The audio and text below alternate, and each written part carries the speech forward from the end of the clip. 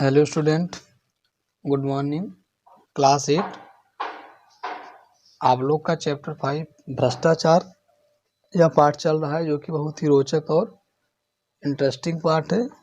इसमें हम लोग अभी तक क्या पढ़े थे कि भ्रष्टाचार किस तरह से राज्य में फैला है।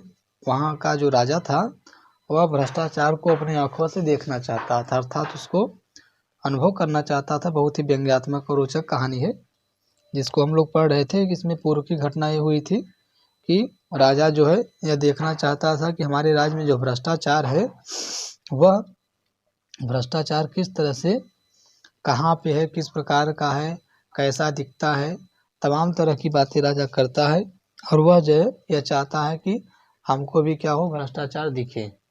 इस क्रम में हम लोग पढ़ रहे थे, उसने एक विशेषज्ञ पैनल का भी गठन किया, अर्थात अपने यहाँ के जो विशेष दरबारी थे, जो इसे गुप्तचर आप कह सकते हैं, जो काफ़ी बुद्धिमान होते हैं, उनका उन्होंने राजा ने क्या कहते हैं उसका जो है राजा ने क्या किया, काम पे लगाया और उन्होंने पता किया कि ये जो है पूरी जो है भ्रष्टाचार किस तरह से सिस्टम में फैला हुआ है और वो राज्य में क्या कर रहा है कि ठेकेदार से लेके छोटे जो है कर्मचारी लेबर तक जो है यह विशेष रूप से फैला हुआ है। तो हम लोग जो है इतना पढ़ लिए थे कि राजा ने कहा, यहाँ से देखिए हमने जो है इतना पढ़ लिया था कि राजा ने कहा, विशेषज्ञों ने कहा कि महाराज हमने उसकी भी योजना तैयार की है। भ्रष्टाचार मिटाने के लिए महाराज को व्यवस्था में बहुत परिवर्तन करना होगा। एक तो भ्रष्टाचार के मौके मिटाने होंगे, अर्थात क्या है कि भ्रष्टाचार के मौके मिटाने होंगे, और उसके बाद जैसे ठेका है तो ठेकेदार वगैरह जो हैं उनको अधिकारियों के लिए घूस की हो जाए, ठेका मिट जाए, उसकी घूस मिट जाए। इस तरह बहुत सी चीज़ें हैं जिन कारणों से आदमी घूस लेता है। यह भी क्या है, विचारणीय बात है। इस तरह की बातें इसमें दिया गया था। फिर राजा ने कहा कि अच्छा तुम अपनी पूरी योजना रख जाओ, हम और दरबारी उस पर विचार करेंगे। तो इस तरह की बात जो है वहाँ पे राजा करता है। उसके बाद यहाँ पे फिर विशेषज्ञ चले गए। यह पेज थोड़ा सा जो है प्रिंट साफ नहीं है, तो आप अपनी बुक में देखेंगे, लेकिन हम बुक से देख के पढ़ रहे हैं, यहाँ से नहीं समझ में आ रहा है। फिर भी आपको जैसे इसका अर्थ समझ में आए कि हम कहाँ पे पढ़ रहे हैं, चित्र से समझिए कि विशेषज्ञ तब चले जाते हैं। उसके बाद राजा ने दरबारियों के साथ मिलकर भ्रष्टाचार मिटाने की योजना को पढ़ा। राजा क्या करता है कि दरबारियों के साथ मिलता है और भ्रष्टाचार को मिटाने की योजना को पढ़ता है, उस पर विचार वह करता है। उसके बाद जो है विचार करते दिन बीतने लगे और राजा का स्वास्थ्य क्या हुआ, खराब होने लगा। उसके बाद एक दिन एक दरबारी ने कहा, महाराज चिंता के कारण आपका स्वास्थ्य बिगड़ता जा रहा है। उन विशेषज्ञों ने आपको झंझट में डाल दिया। अर्थात इस बात से राजा जो है काफ़ी चिंतित हो गया था कि भ्रष्टाचार को हम कैसे पकड़ें और भ्रष्टाचार को कैसे जो है पता कराएं। तो इससे राजा जो है झंझट में काफ़ी पड़ गया और उसका जो है स्वास्थ्य खराब होने लगा। राजा ने कहा पर करें क्या, तुम लोगों ने भी भ्रष्टाचार मिटाने की योजना का अध्ययन किया है, तुम्हारा क्या मत है, क्या उसे काम में लाना चाहिए। तो राजा के जो सलाहकार थे उनसे जो है वो पूछता है राजा कि तुम लोगों ने जो भ्रष्टाचार को मिटाने का काम किया है, क्या तुम लोगों ने भी भ्रष्टाचार मिटाने की योजना का अध्ययन किया है, तुम्हारा क्या मत है, उससे क्या उसे काम में लाना चाहिए। तो यहाँ से देखिए दरबारियों ने कहा कि महाराज यह योजना क्या है, एक मुसीबत, यह योजना क्या, यह महाराज यह योजना क्या है, एक मुसीबत है। उनके अनुसार कितने उलटफेर करने पड़ेंगे, कितने परेशानी होगी, सारी व्यवस्था उलट पलट हो जाएगी। जो चला आ रहा है उसे बदलने से नई कठिनाइयाँ पैदा हो सकती हैं। हमें तो कोई ऐसी तरकीब चाहिए जिससे बिना कुछ उलटफेर किए भ्रष्टाचार मिट जाए। इस तरह की वो बात बोलते हैं कि कोई ऐसी तरकीब पैदा हो जिससे क्या हो कि बिना कुछ उलट पुलट किए भ्रष्टाचार जो है क्या हो, मिट जाए।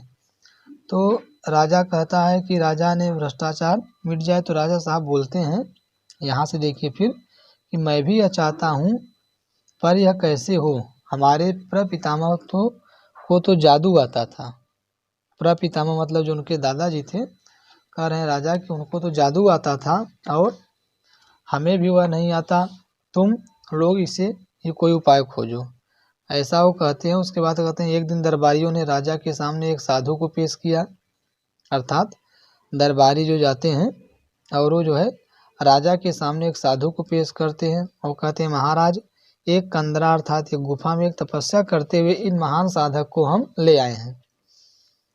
इनको क्या कि महान साधक अर्थात साधना करने वाले हैं साधु, इनको हम ले आए हैं। इन्होंने सदाचार का ताबीज बनाया है और मंत्रों से सिद्ध है और उसके बांधने से आदमी एकदम सदाचारी हो जाता है। इनके सलाहकार भी अजीब अजीब थे कि इन्होंने अब देखिए किसको, एक साधु को लाए हैं, वह सदाचार अर्थात जो अच्छे आचरण को करने वाला होता है, अच्छे आचरण को अपनाने वाले का इन्होंने मंत्र एक ताबीज अर्थात एक हाथ में पहनने वाला जो ताबीज होता है उसको इन्होंने बनाया है। वह मंत्रों से सिद्ध है पर उसके बांधने से आदमी एकदम सदाचारी हो जाता है और उसके बांधने से आदमी क्या होता है, सदाचारी अर्थात अच्छे आचरण को करने वाला हो जाता है। तो साधु ने अपने झोले में से ताबीज निकाल कर राजा को दिया। राजा ने उसे देखा, बोले हे साधु, इस जो है ताबीज के विषय में मुझे विस्तार से बताओ। इसमें आदमी सदाचारी कैसे हो सकता है, अर्थात इसमें सदाचारी कैसे हो सकता है। तो साधु ने समझाया महाराज, भ्रष्टाचार और सदाचार मनुष्य की आत्मा में होता है। तो साधु बताता है कि महाराज, जो भ्रष्टाचार होता है और सदाचार जो होता है मनुष्य की आत्मा में होता है, बाहर से नहीं आता। विधाता जब मनुष्य को बनाता है तब किसी की आत्मा में ईमानदारी और कल फिट कर देता है।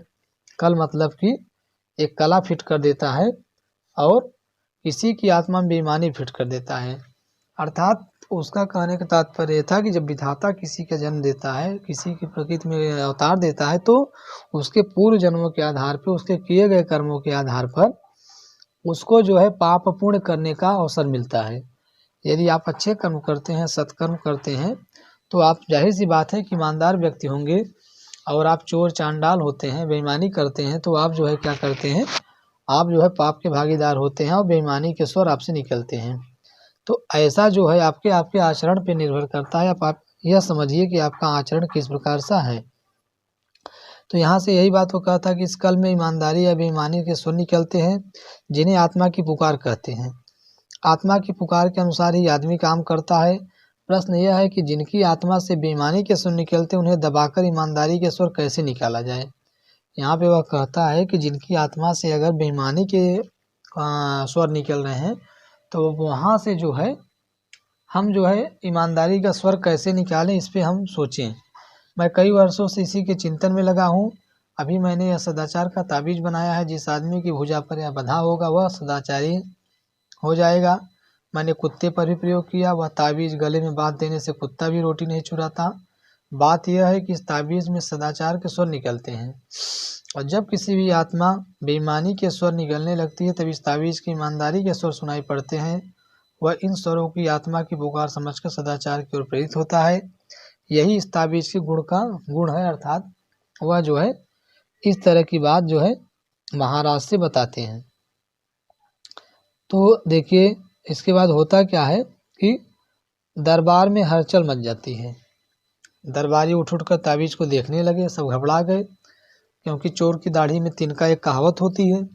अब वहाँ से सब पकड़े जाएंगे। तो राजा ने खुश होकर कहा कि मुझे मालूम नहीं था कि मेरे राज्य में ऐसे चमत्कारी साधु भी हैं। महात्मन, हम आपके बहुत आभारी हैं। आपने हमारा संकट हल लिया। हम सर्वव्यापी भ्रष्टाचार से बहुत परेशान थे, मगर हमें लाखों नहीं करोड़ों ताबीज चाहिए। हम राज्य की ओर से ताबीज़ों का एक कारखाना खोल देते हैं। आप उसके जनरल मैनेजर बन जाएं और अपनी देखरेख से बढ़िया ताबीज बनाकर राज्य को क्या करें, सप्लाई करें। अब राजा अलग ही विचार देने लगा। तो राजा का यह सुझाव साधु को पसंद आया। साधु ने ताबीज बनाने का ठेका दे दिया और उसी समय 5 करोड़ रुपए का कारखाना खोलने के लिए पेशगी मिल गई, अर्थात आज्ञा मिल गई। राज्य के अखबारों में छपी सदाचार के ताबीज की खोज, ताबीज बनाने का कारखाना खुला, लाखों ताबीज बन गए। सरकार के हुक्म से हर सरकारी कर्मचारी की भुजा पर एक एक ताबीज जो है बांध दिया जाएगा। भ्रष्टाचार की समस्या का ऐसा सरल हल निकालने से राजा और दरबारी सब खुश थे। एक दिन राजा की उत्सुकता जागी उन्होंने सोचा देखें तो कि यह ताबीज कैसे काम करता है, अर्थात जो है यह ताबीज जो है कैसे काम करता है, इस विषय में राजा थोड़ा सा जानना चाहा। वे भेष बदल कर एक कार्यालय गया। उस दिन 2 तारीख थी। एक दिन पहले की तनख्वाह मिली थी। वे एक कर्मचारी के पास गए और कई काम बताकर उसे 5 रुपए का नोट देने लगे।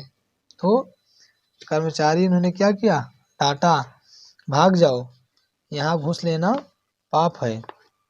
ठीक, इस तरह की बात हुई तो राजा बहुत खुश हुए। ताबीज ने कर्मचारी को ईमानदार बना दिया। कुछ दिन बाद फिर वह भेष बदल कर कर्मचारी के पास गए। उस दिन 31 अर्थात 31 तारीख थी, महीने का आखिरी दिन था। राजा ने उसे 5 का नोट दिखाया और उसने जेब में रख लिया। राजा ने उसका हाथ पकड़ लिया। मैं तुम्हारा राजा हूँ, क्या तुम सदाचार का ताबीज बांध कर नहीं आए हो? तो वह बोलता है बाधा है सरकार, यह देखिए। तो उसने आस्तीन चढ़ाकर ताबीज दिखा दी। राजा असमंजस में पड़ गया, फिर ऐसा कैसे हुआ?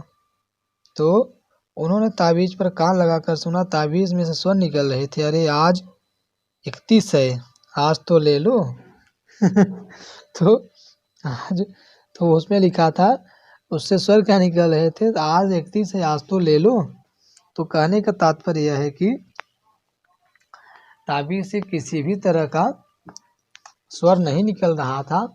हमारे अंदर जिस तरह की विचारधारा पैदा होती है, जिस तरह से हम सोचते हैं, उसी तरह से जो है हम क्या करते हैं, बनते हैं। अगर हम यह सोचते हैं कि इस ताबीज से जो है नहीं, यह ताबीज ईमानदार है और इस ताबीज से ईमानदारी के स्वर निकलते हैं, तब तो वह सही था। लेकिन अगर व्यक्ति जो है उसको स्वयं देखता है कि इसमें से नहीं, इसमें से जो है भ्रष्टाचार के ही स्वर निकल रहे हैं, तो वह जो है वही उसको समझ में आता है।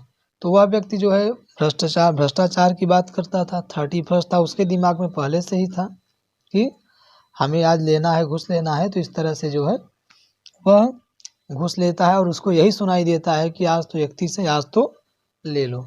लेकिन अगर वह व्यक्ति जो ईमानदार होता, 31 होता या 30 होता या 1 होता, किसी भी दिन वह न लेता और उसको सुनाई देता कि भ्रष्टाचार करना पाप है।